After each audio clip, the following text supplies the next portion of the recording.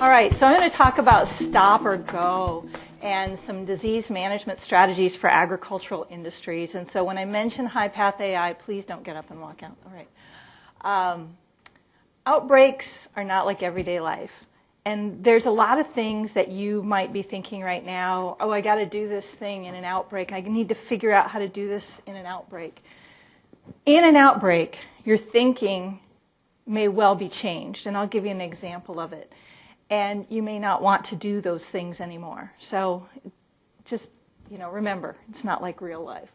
People often think that there's two options of things to do in an outbreak. First, you might be a case. In other words, you might be the infected farm. If that happens, then there's going to be a very straightforward, step-by-step regulatory process that will happen to you. And once you're done with that, then you can become an uninfected premises again. But the other option, move as usual, is actually a lot more complicated. There's actually several options of things to do with your animals if they're not infected. So we like to call them risk-based disease management strategies. So the first of those is sort of our go now or early marketing. Okay? And I'll describe that. The next one is go carefully, continuity of business. In our case, it's secure poultry supply plan. I'm going to try not to talk about pigs if I can. And finally, stop, or the hunker down. These different strategies may apply to farms that are completely identical in your mind today in what you do on them. But in an outbreak, you may have a perception of risk or perception of opportunity that you might want to apply these different strategies at different times, particularly as you progress through the outbreak. So let's talk about go now, early marketing. So early marketing as a disease control strategy is published here if you're interested. And our lead modeler here, Shashi Malati, lift up your hand and wave. If you want to ask him about disease modeling, he's the guy. So that's where you can find that. So basically what we did was we modeled after it had happened this idea of early marketing. So early in the Minnesota 2015 outbreak, there was the third case in Minnesota happened in Stearns County, which is a densely populated poultry region. Almost all of our broiler chicken meat comes from Stearns County. We also have a huge turkey population there, turkey processing plant, as well as layers and upland game birds, I think. So in that county, we have a lot of susceptible species. In Stearns County, the decision was made by industry to do something called early marketing in order to reduce the susceptible population. So let's take a look at it. So if we think about our go now in terms of early marketing, or our go carefully, which was the other potential option, which would be to follow the secure poultry supply plan, the go now option had the advantage of decreasing the susceptible population. The go carefully had the advantage of providing a high likelihood of detecting high-path AI prior to moving those birds. So in other words, let's reverse it. Go now means we have a greater chance of moving infected animals down the road. Go carefully means we have to wait longer and potentially those birds get infected by sitting in that control area. Okay? So the go now is based on the idea that being located in a control area is a risk factor for infection. And in high-path AI, you were 32 times more likely to become infected if you were in a control area. In other words, you're close to an infected premises. If you're further away, you had reduced odds of getting infected. So the idea is based on getting rid of this risk factor. In contrast, go carefully with if you follow your pre-movement isolation period, a complete shutdown of the farm, reducing your exposure to outside sources, and following a standard protocol, we could get you to 98% confidence that you didn't have high-path AI. If you just tested and moved, you had an 80% chance of not being infected. Okay? So with the Go Now protocol, 80% chance that you're not infected. All right, so this is what we did. We modeled what was done in 2015. So I'm using the term we loosely. It's actually Shashi and Peter. Okay, so no early marketing. You can see those dark red dots. Those are the farms at high risk of becoming infected because they're so close to the infected farm. The pink dots, if you can tell the difference between those two colors, were at risk. And then the black dots were at a reduced risk. So you can see over here, once we removed the farms that were early marketed, those dots, even some of the ones that are pink or red over here, become black over here. Because we've removed the susceptible species, created greater distances between those farms. Right? Okay, I see one head shaking. Good enough. So the results suggest that early marketing eliminated susceptible hosts, which protected several farms in Stearns County, and thus may have been a useful control strategy. So that's the idea of early marketing. There's a risk, there's a benefit. And it's something that might have to be, or you'd want to apply, say early in an outbreak, to reduce that population and not have that perpetuated outbreak go through those highly dense areas. So now let's talk about going carefully, the Secure Poultry Supply Plan. This work that I'm going to talk about is the brainchild of Tim Goldsmith. Hate to give him too much credit, but when you have to, you have to. It's about risk-based permitting for disease management, and it will be coming out in Frontiers in the next month, probably. And this slide is also, I have to credit Dr. Goldsmith. It's unreadable, it's ridiculous, and I'm going to take it and simplify it so that you can actually understand it. But risk-based permitting, the first step is way up here at the top. Define the movement to be considered. I'm going to go from point A to point B with this product. Okay? Then we look at the risk around that product. That's all in here. That's that mess of stuff. Defining the risk, assessing the risk of that movement. And in some cases, we have proactive risk assessments that have already been assigned, and in other cases, we don't have that, so we have to assess the risk some other way. So we're going to talk about how the outcomes of that. And then down here, we're going to manage that risk. If it's a high-risk movement, or it's something we don't know much about, we're going to be really careful. We're going to put all kinds of requirements on you as a producer to move that product. If it's a lower risk or negligible risk movement, we're going to allow you to manage it, and we're going to check in on you every once in a while, make sure you're continuing to do it the right way. Okay? So, step 1, assess the risk. Step 2, manage risk. And the big idea here is that we're going to conserve the time of those very few experts that we actually have out there. So we don't have unlimited state or federal resources, especially with people. These are uninfected animals that we're trying to move. What are our resources doing in the state and federal government? They're making sure that those infected animals are managed. These are the uninfected. If there's an outbreak today, those of you who have pigs on the ground, most of you are going to be in this category, uninfected, just by the odds. Also by the fact that you're here, so you're getting all that education to prevent infection, right? All right, so let's take look at one specific movement, moving weaned pigs from a single source sow farm off-site. Okay? So if we don't have a proactive risk assessment, the movement itself has a moderate to high chance of transmitting infection. In this case, it's foot and mouth disease.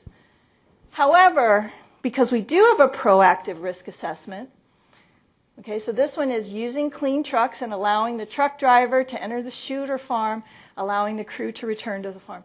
However, if we do a proactive risk assessment, we can work with industry to develop feasible mitigation strategies, and then we can model that risk, and it becomes low. So it's changed to C&D and dry trucks. The truck driver stays in the trailer, crew showers back into the farm. Okay, without that proactive risk assessment, obviously it's a much higher risk. Another movement. So feeder pigs from a sales barn to a production site, that's a high-risk activity, and in an outbreak, it's very likely to be named a dangerous practice. So does a dangerous practice happen in an outbreak? I would think not. So likelihood and consequence. The combination of the likelihood and consequence of disease spread through a movement determines risk. Okay? And the application of mitigations may lower risk to an acceptable level, and that's something that can be done in proactive risk assessments. In the heat of the moment, the outbreak happens tomorrow, we don't have time to put all that together, you're going to be stuck with those higher risk ratings. Okay, so let's look back at this. Again, we can lower this to a low risk. That means that here is where our risk management would be if, with an unmitigated risk assessment, with a proactive risk assessment, we get down here. So the action is regulatory managed for the first rating, the high to moderate, develop guidance criteria for the movement, follow the guidance, and the permitted movement. That means that you're going to be filling out permit requests every day. You're going to have a lot of people looking over your shoulder and managing that. If you have an acceptable, negligible to low risk movement, you might get a proactive risk guidance, which means you could read it today, figure out what to prepare for that movement, and you would likely be applying for a permit once a month for that with monitoring by the state, okay? And movement tracking by you. So the next thing I want to tell you is that some actions have so much consequence. So risk is a combination of risk and consequence, right? So some actions have so much consequence that not even 95% confidence is enough. So this is the example of high path AI. Don't boo. All right, so if we look here, we rely in high path AI, a deadly disease for poultry, on mortality triggers for detection. Once a mortality trigger is exceeded, then the producer knows to go in and test the dead birds to look for infection. If we have a very low prevalence of infection and we go in and test a bunch of undead birds, living birds, healthy-looking birds, the chances of detection are very low. So if we look over here, this is our case in egg-laying flocks, and these are pullets, which are young birds. So in our young birds, we never reached that mortality threshold. Again, this is an example of Shashi's modeling. So we never reached that mortality threshold. So pullets, people couldn't tell if they were infected or not. They still had infected birds, but it was very slow moving, okay? And very few birds died at any time. So in that case, that meant that in order to prevent infection from moving onto a lay farm, you would have to wait about 12 days to get risk down to about 98% likelihood that you'd be able to detect that virus. That means shutting down everything on the farm, preventing all exposures, and letting that disease go through and testing every day, okay? So a flock of 100,000 birds is moved in our systems to a large multi-age farm where they'll continue to live for a year or more. Okay, there's connections between the barns on those multi-age farms. So exposure is very, very likely. If we had 99% confidence that those pullets were not infected, there could still be 1,000 infected birds in that flock. 99.9%, 100 birds. Okay, so the point is it becomes increasingly difficult to assure this level of disease freedom. What do you think the producers did? Sometimes they moved them to single-age farms, which there are very few of, and sometimes they killed them because it wasn't worth the risk. That's the kind of thinking that can happen when you're in an outbreak. That's not something you would do today, but in an outbreak, you will have a different perspective on that. So the final piece I want to talk about, I have 5 minutes? 3 minutes, okay, is the hunker down. So the hunkering down means just disconnecting yourself from all sources of disease and taking extraordinary measures not to move. And one of these is the ones I just talked about, pullets euthanized on site. So other things are, simply not doing the things that you normally do. You would escape the outbreak without infection due to limited exposure, which would also give you short-term losses. So here's an example. With personnel biosecurity, we can assume that everyone who crosses your line of separation is 90%, doing 90% of a job, or what you're doing every day prevents 90% of that, 90% of the infections. So each visitor or each person crossing that line of separation has a 10% risk. And you can see that it doesn't take long to exceed a threshold of risk that will likely lead you to infection. However, if we can achieve 99% effectiveness, each person only brings 1%, well then we're better off. It takes a lot longer to reach that threshold. But eventually we still will reach it, okay? Because no biosecurity protocol is 100% effective, the only way to make it 100% effective is to stop those movements. So if we have a crew of 100 people coming onto a farm and crossing a line of separation, and we put them through every rigmarole we can think of, we still have 100% risk, don't we? 1% coming through. If we reduce that crew to 10 people, maybe we can do it to 10%. If we delay that crew movement, or we do it with people on the farm, we can reduce that risk even further. So what should I do? Remember that if your farm becomes infected, you'll lose a lot of money. If you hunker down because of lost markets and changing cash flow, you'll lose a lot of money. You'll lose some money with going early. You might have to market younger animals or smaller animals, but you might protect other farms. And if you go carefully, you're still going to lose money, but that's probably the least financially painful. These things we do to avoid losing a ton of money up top with the infected, because those who survive an outbreak will rule the world, or at least you'll make a lot of money. A lot of money.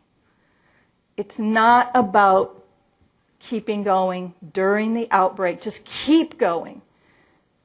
After the outbreak, you'll make a lot of money if you're still in business. So my acknowledgments are here at the end when I don't have time to say anything. So thank you.